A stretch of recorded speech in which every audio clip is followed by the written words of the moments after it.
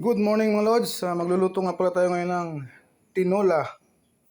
tinolang tahong. Ito yung ating mga rekado. Sibuyas, bawang, luya, paminta at sili. Tapos meron tayo ditong sakuya. Kanina kay sa sayote. Ngayon sa ako na, di sakuya na. Yung mga Lods, magigisa na tayo. So yung mga Lods, isa lang na natin yung ating kaldero sa ating mahiwagang kalan.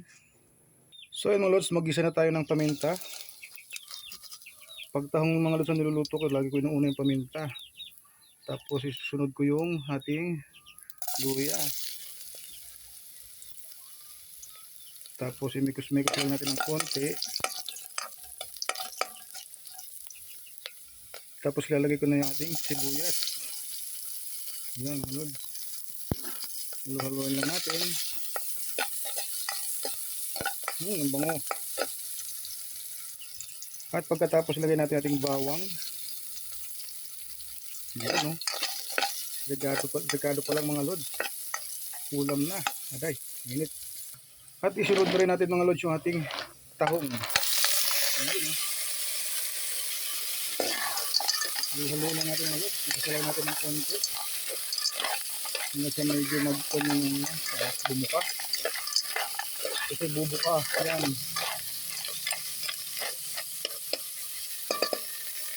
At pagkatapos mga Lods, lagyan natin siya ng asin. Tapos lagyan natin ng tak-tak-tak, Ajinomoto. Haluin natin mga Lods. Bumubuka na yung tahong ni Carla. Bumubuka na ang tahong ni Carla. Pula-pula na ang tahong ni Carla mga Lods. Kaya lang maliliit yung tahong ni Carla na nabili ko. Tapos mga Lods, lagyan natin siya ng tubig. Yun, o. Sarap yung maraming sabaw mga Lods.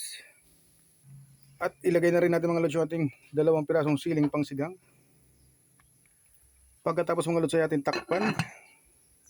So yun mga Lods, tignan natin kung kumukulo na.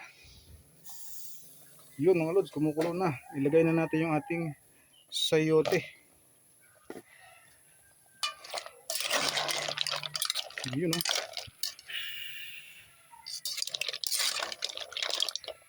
So yun mga Lods, tignan natin kung luto na yung ating sayote. Yun o mga Lods, okay na. Luto na yung ating sayote.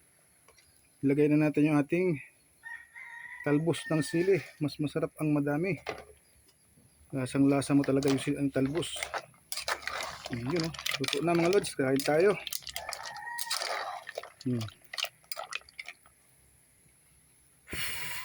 Kain tayo mga Lods.